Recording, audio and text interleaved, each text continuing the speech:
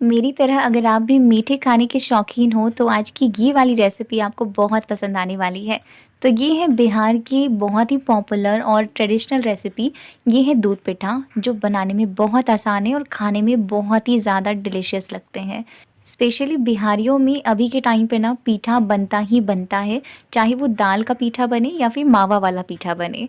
आज मैं आपके साथ ये मावा वाला पीठा शेयर करूँगी। 2 तरीके से बनाएँगे। एक तरीका होगा जिसमें हम इसे दूध में डीप करके बनाएँगे और एक बनाएँगे बिना डीप किए। बहुत ही टेस्टी लगेंगे दोनों ही और बहुत आसानी से बन जाएँगे। एक बार ये वाली रेसिपी ट्राई करिएगा, घरवालों को बहुत पसंद आएगी और वो आपसे बार-बार इसे बनवाएँगे। तो इस आसान और लाजवाब रेसिपी को बनाने के लिए हमें सबसे पहले आटा लगा करके तैयार करना होगा। जिसे रेडी करने के लिए मैंने यहाँ पे 400 ग्राम चावल लिए हैं। ये अरवा चावल है। इनसे बहुत ही अच्छा बनकर तैयार होता है और इसे मैंने तकरीबन 2 घंटे के लिए पानी में सोख करके रखा हुआ था। अब मैंने क्या किया है कि ग्राइंडर जार में डाल करके और बिल्कुल थोड़ा-सा पानी डाला है और इसके बाद इसे बिल्कुल अच्छे से ग्राइंड कर लेना है, बिल्कुल बारीक होना चाहिए। सारा चावल मैंने इसी तरीके से ग्राइंड कर लिया है। अब चलिए बढ़ते हैं अगले प्रोसेस के लिए। तो मैंने यहाँ पे लिया है एक कढ़ाई और इसमें मैंने डाला है 1 बड़ा चम्मच तेल, नॉर्मल ऑयल है ये। और इसके बाद हमें इसमें डाल देना है बैटर। ये जो डो मैं बना रही हूँ ना अभी, इसे आप 2 तरीके से बना सकते हो। या तो एक तरीका ये है जिस तरीके से मैं बना रही हूँ, दूसरा आप इसे चावल के आटे से भी बना सकते हो, बहुत आसान है। इसके लिए सिंपली आपको क्या करना है कि जिस अमाउंट में आप चावल का आटा ले रहे हो ना, उसी सेम क्वांटिटी में आपको पानी लेना है। पानी को गर्म कर लीजिए, इसके बाद उसमें आप चावल का आटा डाल दीजिए और लो फ्लेम पर ही उसे 2 से 3 मिनट के लिए जब आप मिक्स करोगे तो वो अपने आप ही एक डो के फॉर्म में आ जाएगा। तो एक तो ये तरीका हो गया और दूसरा जो तरीका अभी हम बना रहे हैं, दोनों ही बहुत ही आसान है और टाइम दोनों में सेम ही लगता है। तो इसके लिए मैंने सिंपली ग्राइंड कर लिया पहले चावल को और अब मैंने कढ़ाई में डाल करके फ्लेम को बिल्कुल लो पे रखा हुआ है और आपको इसे लगातार चलाते रहना है। अच्छा, इस काम के लिए अगर आप नॉनस्टिक बर्तन का इस्तेमाल करो तो आपके लिए ज़्यादा आसान रहेगा, वरना थोड़ी-सी प्रॉब्लम होगी, बट अगर लगातार चलाते रहोगे तो उतनी प्रॉब्लम नहीं होगी। धीरे-धीरे आप देखोगे कि ये अपने आप ही एक डो के फॉर्म में आने लगता है। ज़्यादा टाइम बिल्कुल नहीं लगता, 4 से 5 मिनट आपको लगेंगे और आपका ये बन कर के रेडी हो जाता है। इसे चलाते हुए जब आप पकाओगे तो बीच-बीच में इस तरीके से सूखे पापड़ जैसे निकलते हैं। आप चाहो तो इसे फेंक भी सकते हो, लेकिन खा भी सकते हो क्योंकि टेस्टी होते हैं। बस ध्यान रखिएगा कि इसमें मत रहने दीजिएगा। और इस तरीके से जब डो के फॉर्म में आ जाए तो फटाफट से गैस का फ्लेम ऑफ कर देंगे और इसके बाद तुरंत ही इसे एक बर्तन में निकाल लेंगे। इसे ज़्यादा ठंडा होने का वेट मत करिएगा, इतना ठंडा कर लीजिए कि आप उसे हाथों से छू सको। और अब आपको करनी है इसकी बढ़िया सी मालिश, मतलब इसे बढ़िया से मसलना है हमें। अगर आपको ऐसा लग रहा है कि आपका डो थोड़ा हार्ड है तो आप थोड़ा-सा गर्म पानी ले लीजिए और उससे फिर आप इसे अच्छे से मसलिए। लेकिन क्योंकि मेरा डो जो था वो बिल्कुल बढ़िया था, तो मैंने केवल थोड़ा-सा तेल लिया और उसी से मैंने इसे 3 से 4 मिनट के लिए अच्छे से मसल लिया है। 3 से 4 मिनट में आपका डो आराम से तैयार हो जाएगा। ध्यान रखना है तो इस बात का कि आपका जो डो है वो बढ़िया सॉफ्ट हो और उसके बीच में कुछ भी लम्प्स जैसे जो गट्ठे होते हैं उस तरीके से ना हो, वरना जब आप पीठा बना करके दूध में डालोगे ना तो वो फट जाएगा। तो इसलिए इस बात का ध्यान रखना है और इसीलिए इस बात का भी ध्यान रखिएगा कि जब आप बैटर ग्राइंड करो तो वो बिल्कुल अच्छा बारीक ग्राइंड होना चाहिए, वरना उससे भी आपका ये डो ख़राब हो सकता है। तो डो हमारा अच्छे से तैयार है, उसे मैंने साइड कर दिया और तब तक के लिए इधर मैंने यहाँ पे कुछ ड्राई फ्रूट्स लिए हैं, जैसे किशमिश, काजू और बादाम। ये सारे मैंने एक-एक बड़े चम्मच लिए हैं और इन्हें मैंने थोड़ा छोटा-छोटा चॉप कर लिया है। बहुत ज़्यादा बारीक भी नहीं किया है और बहुत बड़ा भी नहीं रखा है। अब इधर मैंने लिया है एक कढ़ाई, क्योंकि अब हम बनाने वाले हैं अपने पीठा के लिए फिलिंग, और इसमें मैंने लिया है तकरीबन आधा चम्मच घी। इसके बाद मैंने इसमें डाल दिया है मावा। ये तकरीबन 100 ग्राम मावा है। ये घर का मावा है, अगर आप चाहो तो मार्केट वाला भी ले सकते हो। अगर आप मार्केट वाला मावा ले रहे हो फिर तो उसे ज़रूर से भून लीजिएगा, लेकिन घर का मावा है तो भूनने की ज़रूरत नहीं है। लेकिन मैंने इसे केवल 1 मिनट के लिए भून लिया है, क्योंकि मुझे इसकी जो फिलिंग मैं बना रही हूँ वो थोड़ी अलग तरीके से बना रही हूँ इसलिए। इसके बाद मैंने इसमें 100 ग्राम नारियल लिया है, जिसे मैंने ग्रेट करके लिया था। ये सूखा नारियल है जिसे गरी भी कहा जाता है, बहुत ही अच्छा टेस्ट आता है। साथ ही में मैंने इसमें जितने भी ड्राई फ्रूट्स लिए थे वो डाल दिए और इसके अलावा मैंने इसमें डाला है गुड़ मिठास के लिए तकरीबन 100 ग्राम। गुड़ आप अपने टेस्ट के अकॉर्डिंग ऊपर-नीचे कर सकते हो, लेकिन ये क्वांटिटी बिल्कुल परफेक्ट रहेगी। गुड़ से जब आप इसका स्टफिंग बनाओगे ना, बहुत ही अच्छा टेस्ट आता है। और अब क्या करना है, फ्लेम आपका बिल्कुल मीडियम पे रहेगा और इसी में आपको लगातार चलाते हुए भूनना है। मैंने ड्राई फ्रूट्स को अलग से अलग-अलग करके नहीं भुना है, साथ में ही भून लेंगे, साथ में ही अच्छे से भुन जाएँगे और बिल्कुल परफेक्ट हमारी फिलिंग बन कर के तैयार हो जाएगी और ज़्यादा टाइम नहीं लगेगा। बस 3 से 4 मिनट में ही ना आपका ये गुड़ जब अच्छे से मेल्ट हो जाए, इसके बाद ये अपने आप ही इस तरीके के फॉर्म में आ जाएगा और बढ़िया सा आपका ये फिलिंग बन कर के तैयार हो जाएगा। बिल्कुल एंड में मैंने इसमें आधी छोटी चम्मच इलायची का पाउडर ऐड कर दिया है। एंड में डालेंगे वरना इसका फ्लेवर उतना अच्छा नहीं आएगा। और बस गैस का फ्लेम ऑफ कर देंगे और इस तरीके से ये जो हमारी फिलिंग है ना, वो बन कर के तैयार हो चुकी है।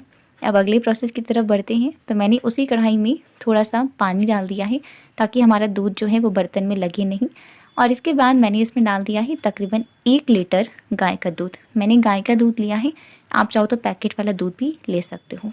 और इसे हमें थोड़ा-सा गाढ़ा होने तक पकाना है। बहुत ज़्यादा गाढ़ा नहीं करेंगे क्योंकि जब हम अपने पीठा को डालेंगे तो उसके साथ जब वो पकेगा तो वो गाढ़ा हो जाएगा। तो स्टार्टिंग में बहुत ज़्यादा गाढ़ा मत करिएगा, बस थोड़ा-सा कम करना है कि वो थोड़ी-सी अपनी क्वांटिटी से कम हो जाए। और तब तक के लिए अब हम क्या करते हैं कि हमारा जो पीठा है उसे हमें स्टफ़ करके तैयार कर लेना है।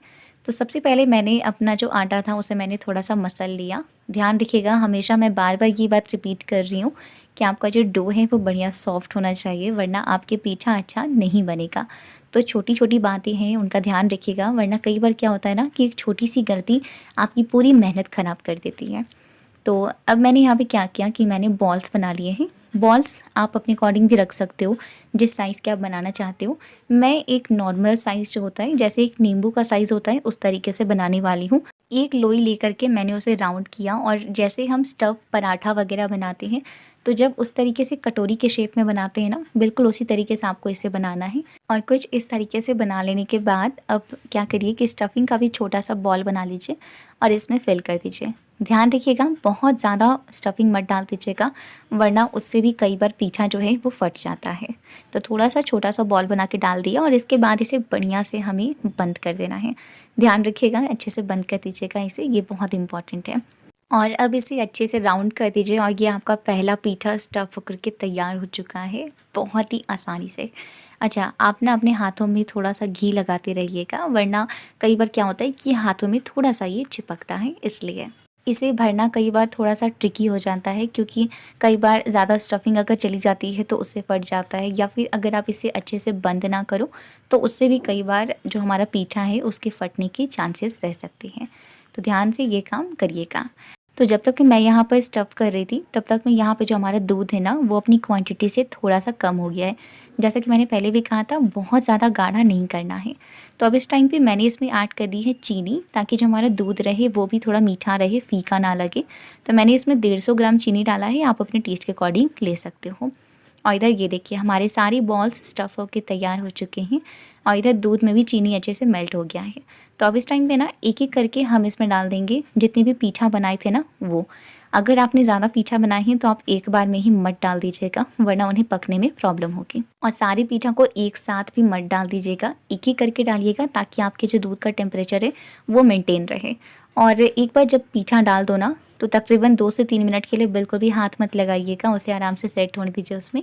इसके बाद आपको इसे चलाते हुए पकाना है।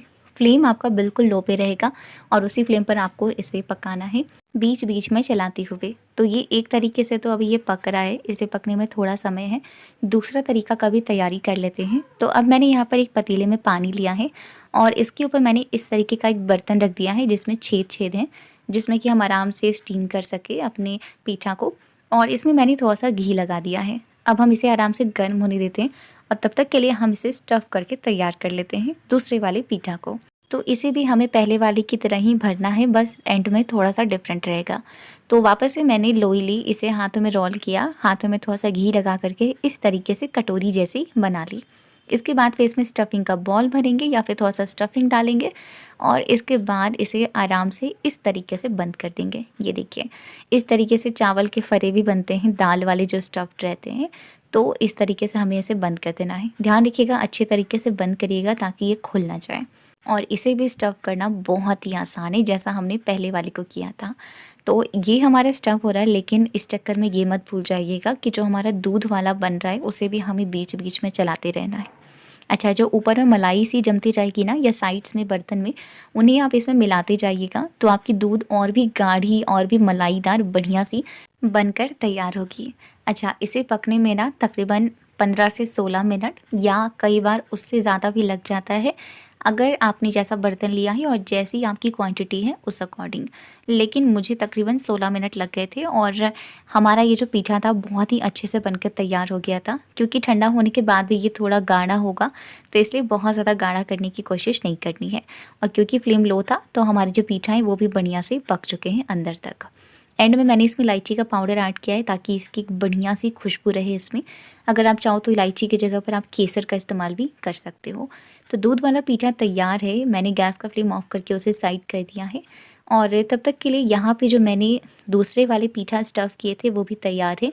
और अब मैंने क्या किया है कि हमारा जो पानी था वो भी अच्छे से गर्म हो चुका था, तो इसमें एक-एक करके मैंने इसमें सारे पीठा डाल दिए हैं। अगर आपके ज़्यादा पीठा है तो आप इसे 2 बैचेस में स्टीम करिएगा। फ्लेम आपका मीडियम पे रहेगा और उस फ्लेम पर आपको इसे तकरीबन 10 से 12 मिनट के लिए स्टीम होने देना है। और तकरीबन 12 मिनट के बाद अब आपका ये जो पीठा है ये बनकर तैयार हो चुका है, बहुत ही बढ़िया बिल्कुल सॉफ्ट से है। तो चलिए अब फटाफट से बिना देर किए हम अपने पीठा को सर्व करते हैं। तो सबसे पहले मैंने ये दूध वाला जो पीठा है उसे सर्व किया है। देख सकते हो आप कितनी बढ़िया लग रही है दिखने में। आप इसे गरमा-गरम भी एंजॉय कर सकते हो या ठंडा-ठंडा भी एंजॉय कर सकते हो। इसके ऊपर मैंने थोड़ी-सी ड्राई फ्रूट्स डाल दिए हैं, आप इसे अपने तरीके से एंजॉय कर सकते हो।